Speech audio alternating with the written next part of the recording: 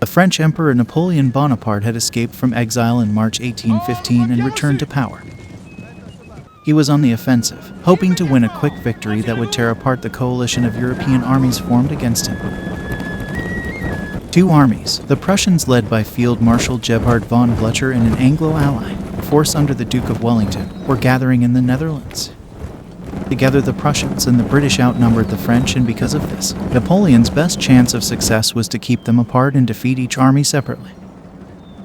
As such, Napoleon attempted to drive a wedge between his enemies and crossed the River Sambre on the 15th of June, entering what is now Belgium.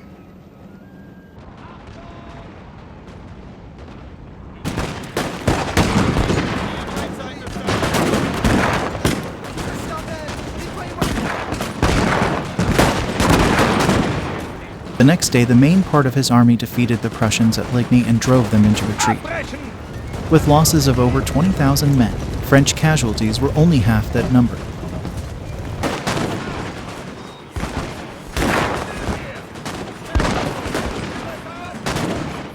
That same day, Wellington beat off a separate French attack on the crossroads at Quare Formation.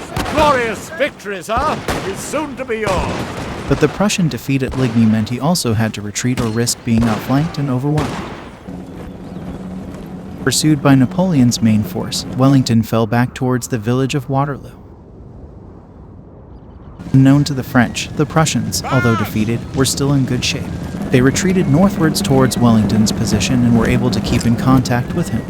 The 48,000-strong Prussian army was experienced and professional, a mix of veteran, militia, and reserve units. Its strength lay in the officer corps, especially its general staff, who managed to reorganize the army and move it to Waterloo within 48 hours of its defeat at Ligny. The French army had their greatest military commander, Napoleon Bonaparte. The emperor was loved by his loyal troops, demonized by his enemies, feared and respected by all. His army was composed of veterans who had rallied to his cause on his return from exile, having detached 33,000 men to follow the Prussians after Ligny. Napoleon had 72,000 men and 246 guns at Waterloo. Wellington used tactics that he had perfected during the Peninsular War. He positioned most of his forces behind the ridge, so they were out of sight of the enemy and sheltered from artillery fire. The rest of his army guarded 3 outposts in front of the ridge. To the west stood the shadow of Hanover, which Wellington garrisoned with British guardsmen and German light infantry. In the center was the farm of La Haye-Saint, defended by more Germans and British riflemen. At the east end of the ridge lay the hamlet of Pepla, occupied by German Duchy of Nassau troops. Napoleon's plan was simple. He would conduct a diversionary attack against Hanover. Then, once Wellington had sent reinforcements there, a main attack against the bulk of the Anglo-allied army would begin.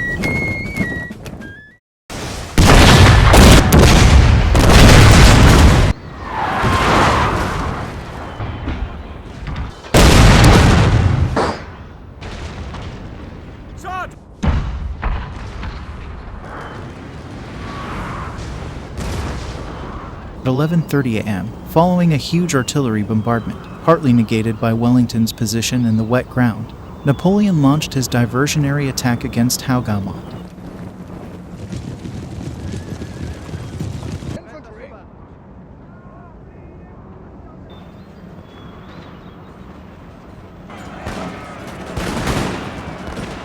We're in rifle range now, sir.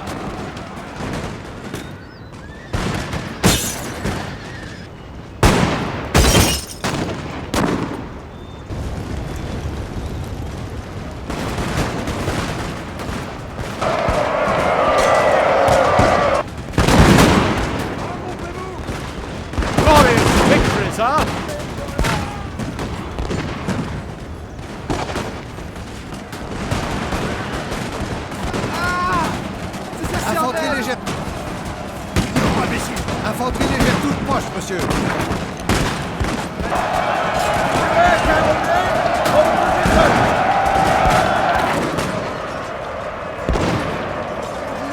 The French cleared the wood in front of the shadow but were shot down as they left its shelter. The French could not break through and the shadow remained in British hands all day.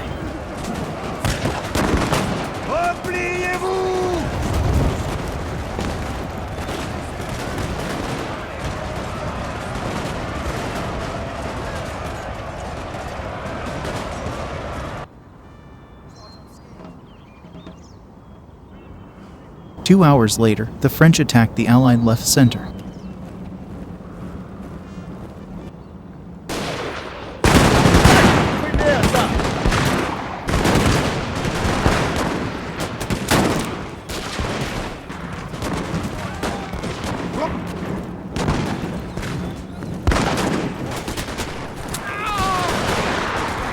They drove back the Dutch Belgians.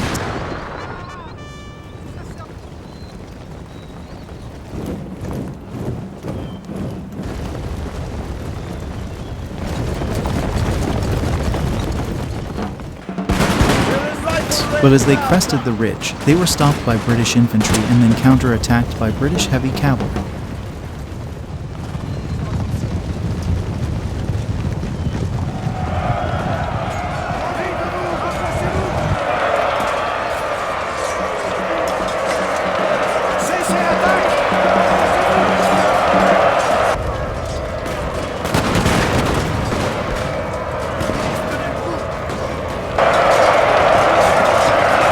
The cavalry routed the French infantry, but carried their charge too far. They were then counterattacked by French cavalry.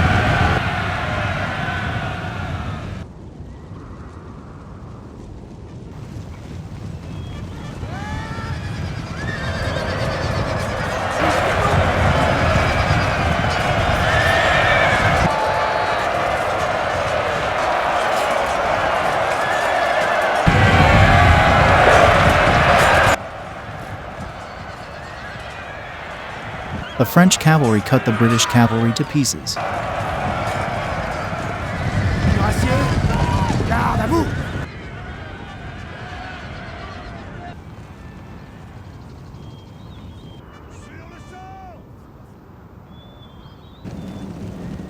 By mid-afternoon, the Prussians arrived at the battlefield and forced Napoleon to form a defensive line on his right.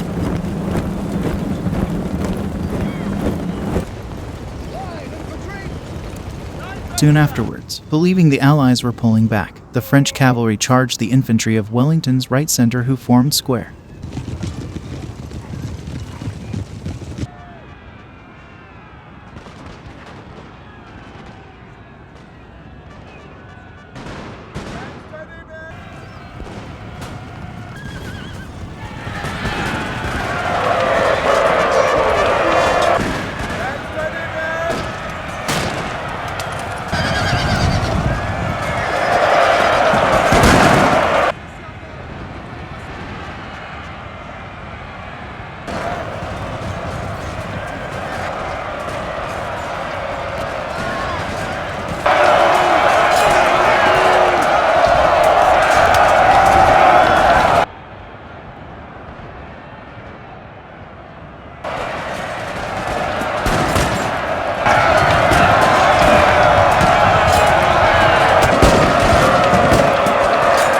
Although more cavalry was committed to attack, the soggy ground hampered the French. They could not make an impression on the British squares, which held firm despite suffering casualties from artillery fire. The French lost many men during this engagement.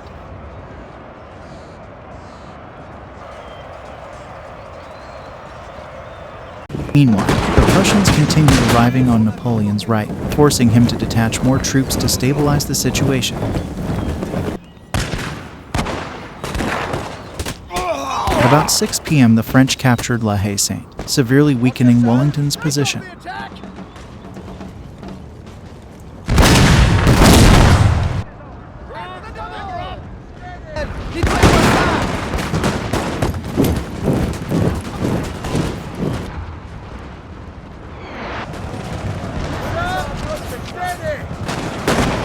After heavy fire, Wellington's center began to collapse. The French commander Marshal Ney called for reinforcements to push forward. But Napoleon decided first to send troops to recapture the village of Plancenoit from the Prussians. This gave Wellington time to strengthen his position.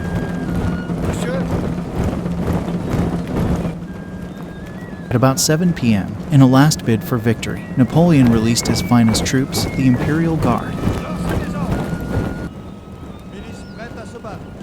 They marched up the ridge between Hougoumont and La Haye-Sainte, but had chosen to attack where Wellington was strongest.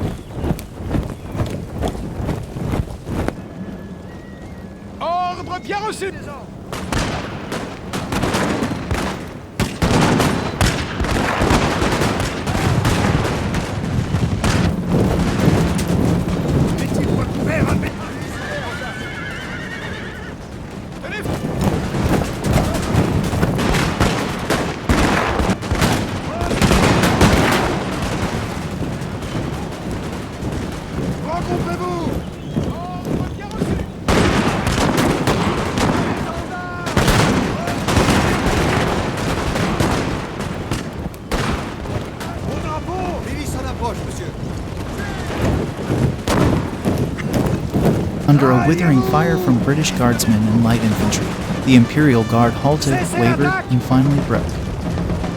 Their defeat sent the rest of the French into panic and eventually retreated.